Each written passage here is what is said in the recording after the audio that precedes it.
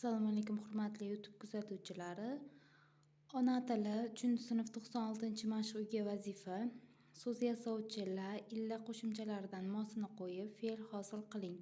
Qavs ichidagi ikkinchi so'zni tushirib qoldiring. Bizga so'zlar berilibdi. Mana shu so'zlarga la hamda illa qo'shimchalarini qo'yib fe'l hosil qilamiz. Chiq.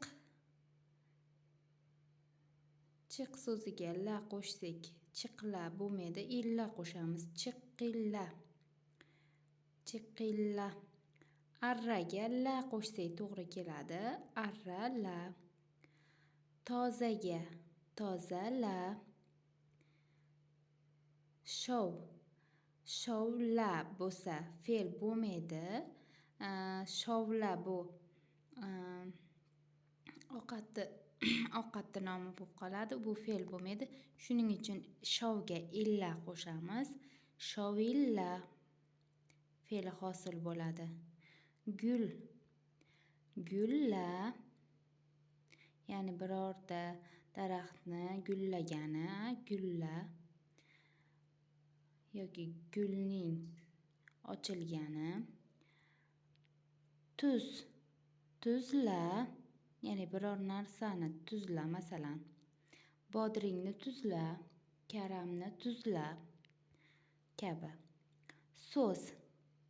So'zla, ya'ni gapir degan ma'noda. Oq. Oqla, ya'ni o'sha burchingni oqla, masalan,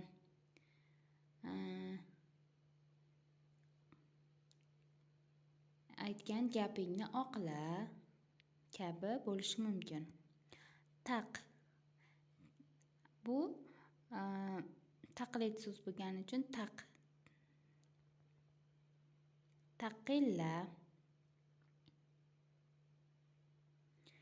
Ak. Akilla. Vaq. Vaqilla. Bularga illa qo'shiladi. Chap. Chapilla. Dasta. Dastaga la qo'shiladi. Dastala. Yasalgan fe'llarni namunadagidek yozing va belgilang. Qo'shimchalar ustiga tegishli belgini qo'ying. Namuna. La illa. Demak, bitta ustunga la deb yozib olamiz. Bitta ustunga illa deb yozib olamiz. Arrala. Taqilla. Illa qo'shilgan so'zlarni la qo'shilgan so'zlarni birinchi ustunga yozamiz. Illa qo'shimchasi qo'shilgan so'zlarni esa ikkinchi ustunga yozib chiqamiz.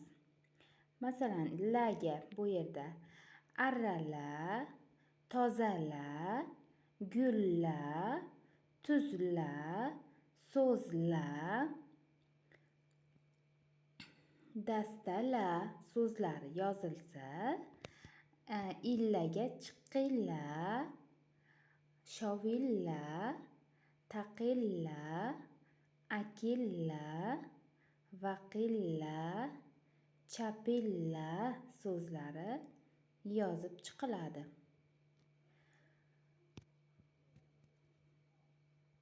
Mana shunday qilib uyga vazifani bajarasiz.